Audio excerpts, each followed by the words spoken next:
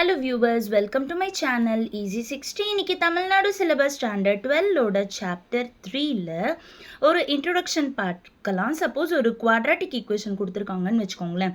General quadratic equation நம்ம எப்படி எழுதுவோம்?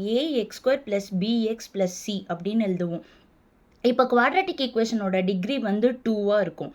அப்போது அதுக்கு 2 ரூட்ஸ் தான் இருக்கும்.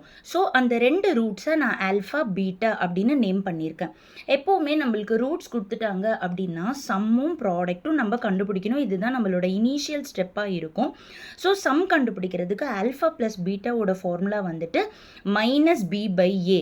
தட் இஸ் பின்றது என்னது? எக்ஸோட கோஎஃபிஷியன்ட்டு, ஏன்றது என்னது? x² coefficient. இப்போ ஒரு ஈக்குவேஷன் கொடுத்ததுமே ஃபஸ்ட்டு நீங்கள் ஏ எது, பி எது, சி எதுன்னு எழுதி வச்சுக்கணும். ஏன்றது x² கோஎஃபிஷியன்ட், பின்றது எக்ஸோட கோஎஃபிஷியன்ட், சின்றது constant term. So sum that is alpha plus beta கண்டுபிடிக்கிறதோட ஃபார்முலா வந்து -b/a. Product that is alpha பீட்டாவோட வேல்யூ வந்துட்டு c/a. ஸோ இந்த 2 ஃபார்முலாஸை யூஸ் பண்ணி தட் இஸ் குவாட்ராட்டிக் ஈக்குவேஷன்ஸு எப்படி வந்து பண்ணணும் அப்படின்னு இது பேஸ் பண்ணி 2 சம்ஸ் இருக்குது. அதாவது அவங்க ரூட்ஸுக்கு ஏதாவது ஒரு கண்டிஷன் மாதிரி கொடுத்துருவாங்க.